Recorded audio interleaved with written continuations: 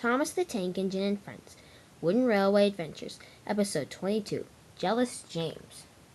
James is a red engine that works on Sir Topham Hatt's Sodor Railway. He likes working on the railway, but sometimes he becomes very jealous of visitors who visit the island of Sodor. He becomes jealous and usually likes to play tricks on them. When the Flying Scotsman came to Sodor, he was very annoyed by him. He had already tried to play a trick on him to make him leave, but it didn't work out, and James had ended up with an extra tender. After that, James had mostly learned his lesson, but he still wanted to get revenge on the Flying Scotsman. He didn't like him at all. One day, James had nothing to do, and he decided to sit on the track. He said, "It'll just be nice just to sit here all day, and because there's no worries about being right here."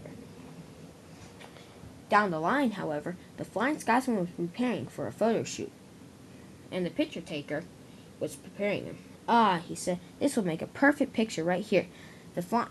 In the construction site in the background." He said, "Very perfect. Let me just set my camera up." The Flying Scotsman waited patiently. "There we go," he said. "Okay, on 3, smile. 1, 2, hold on a second. Oh man," he said. "Unfortunately, my camera is angled out of position so that it doesn't get the entire construction site. I guess I'll have to move you," he said. "I'll have to move you up some."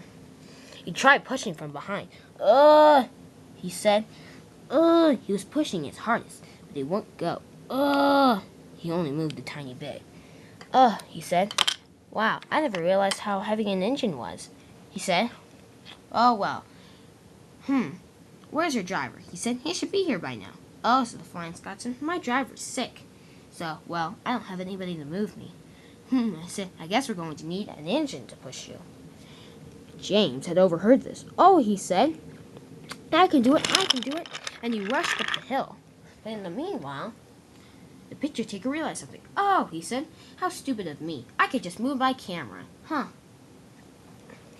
Unfortunately, James didn't hear this, and he came around.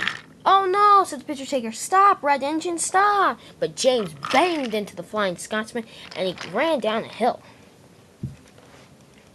Meanwhile, Gordon was at the bottom of the hill, and his last coach was on the site. He was waiting for Frank, who was taking a long time just to push a cargo car.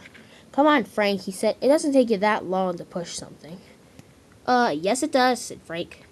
Anyway, hurry up. My last coach is on the crossing, and I don't want any engine running into it." Gordon was waiting when all of a sudden he heard a thundering crash, and he lurched forward. "Whoa," he said. "What happened?"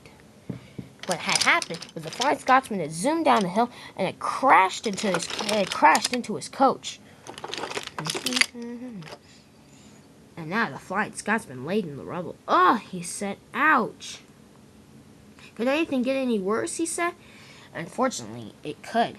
Duncan was pulling some trucks, and unfortunately, he had lost control of them. "Oh no," he said. "Help, help, I'm a runaway. Clear the line, quick." He rushed into there, and he couldn't stop, and he crashed into the Flying Scotsman.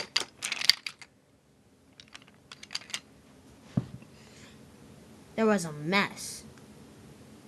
Said the Flying Scotsman. "I've never felt so much pain before like this." Sir Topham had arrived on Salty. "Goodness gracious," he said. "Whatever engine has caused this?" "It was me, sir," said James. "I'm very sorry." You better be," he said. Look at this. It's a catastrophe." I've never seen such a crash in my life." Are you hurt, Flying Scotsman?" I just ache all over." "Well, you're dented everywhere, it looks like, so I'm afraid you're going to have to go to the works." "Yes, sir," he said. "As for you, James, you're going to clean this mess up immediately, and you're going to be shunting trucks in the yard for a while. And may you ruin your red paint, but I think that's what you deserve." "Okay, sir," said James, and he puffed away sulkily.